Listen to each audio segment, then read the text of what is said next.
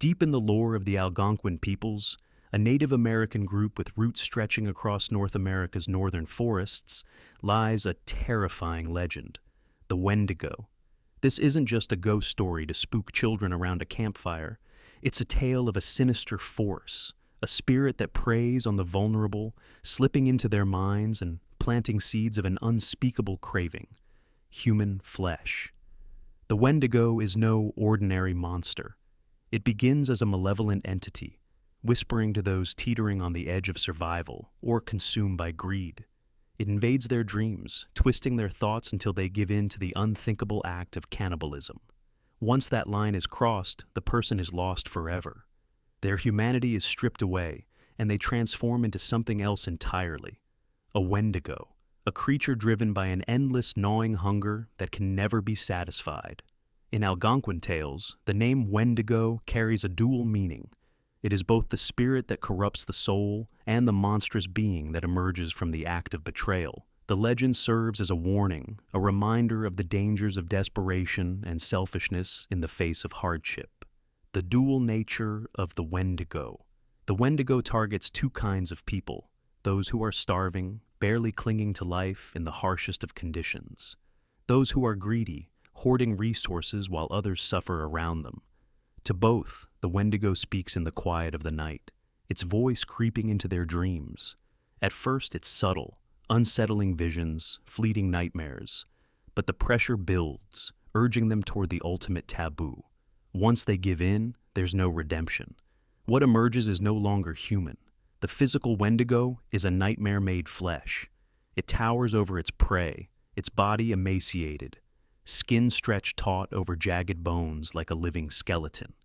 Its face is a grotesque mockery of humanity: hollow eyes that swallow light, sunken cheeks, and a mouth filled with razor-sharp teeth that no human could possess. Its limbs are unnaturally long, its fingers like claws, and it moves with a silent, predatory grace through the forest.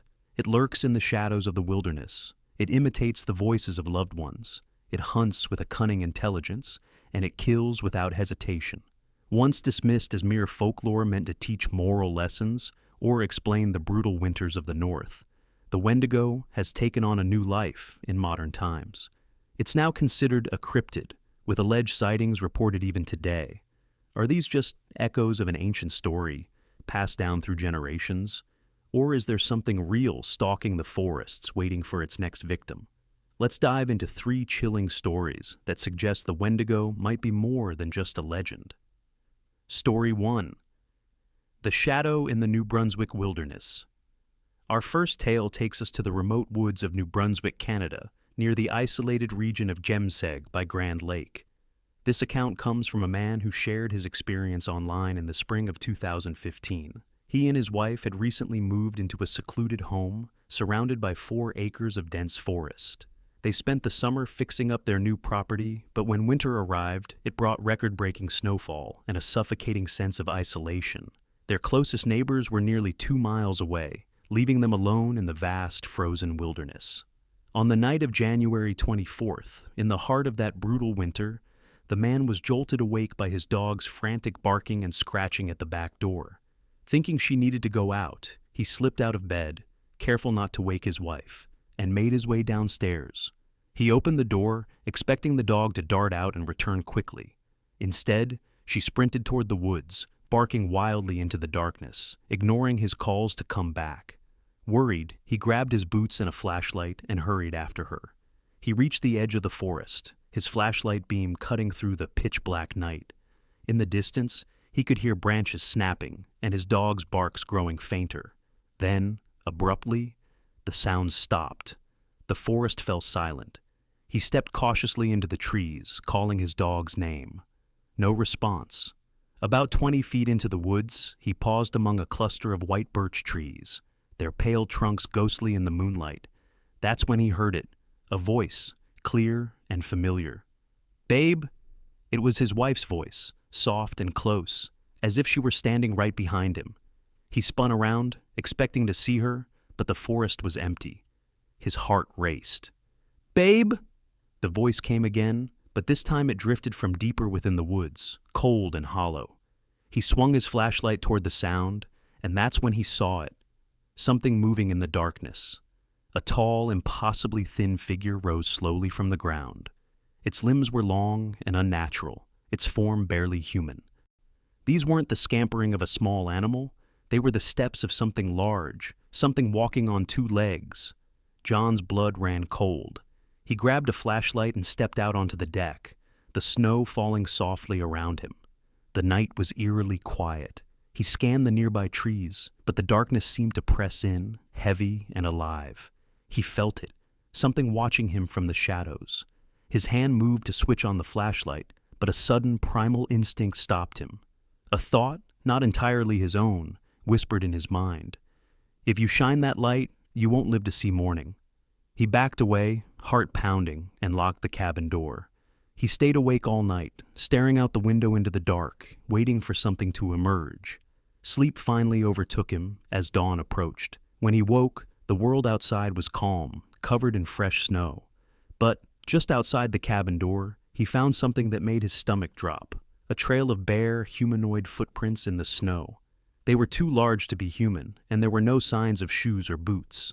When his co-workers returned on Monday, most laughed off his story, chalking it up to the isolation, playing tricks on his mind. But a few didn't laugh. One older worker pulled him aside and whispered, "You crossed paths with the Wendigo." Story 3. The Hunter's Encounter in Gwynn State Forest. Our final story takes us back to 1983, in the rugged Gwynn State Forest of Michigan's Upper Peninsula. It centers on Charles Chuck Latimer, a seasoned hunter from Delta County. Chuck was a no-nonsense outdoorsman, the kind who scoffed at ghost stories and tall tales. But one experience changed him forever. Chuck was 3 days into a solo hunting trip, tracking a large buck through deep snow.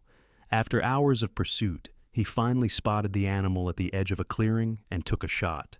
The bullet hit, but the buck wasn't down. It staggered into the trees, leaving a trail of blood in the snow. Chuck followed, determined to finish the hunt. As he crossed the clearing, a strange feeling settled over him. The forest, usually alive with the sounds of birds and rustling leaves, had gone completely silent. The air felt heavy, almost suffocating. He found the buck collapsed at the edge of the woods, its breath shallow and labored. Knife in hand, Chuck approached, ready to end its suffering. But something caught his eye, a white shape behind the deer. At first, he thought it was a pile of snow. Then it moved. A figure rose from the ground, towering over the fallen animal.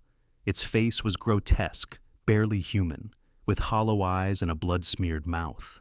It crouched over the deer like a predator guarding its prey, its expression twisted with malice. Then it let out a scream, a piercing, unearthly wail that seemed to shake the very trees. Chuck didn't think. He ran, his heart pounding as he tore through the forest back to his camp. He never hunted alone again after that day. He shared his story only with those closest to him, and even then, only sparingly. Years later, as cancer claimed him, Chuck whispered his tale one final time from his deathbed. There's something out there in those woods, and it's not human. The enduring mystery. These stories, spanning decades and regions, paint a chilling picture of the Wendigo, a creature born from ancient warnings, yet seemingly alive in the modern world. Is it just a myth, a way to explain the unexplainable in the vast, untamed wilderness? Or is there something truly lurking in the shadows, waiting for those who stray too far from safety? The Algonquin people believed the Wendigo was a force of nature, a punishment for those who give in to their darkest impulses. Today, as reports of strange encounters persist, one thing is clear. The legend of the Wendigo refuses to die. So, the next time you're alone in the woods, listen closely. If you hear a voice calling your name from the darkness, or footsteps that don't belong, you might want to keep moving, because some hungers can never be satisfied.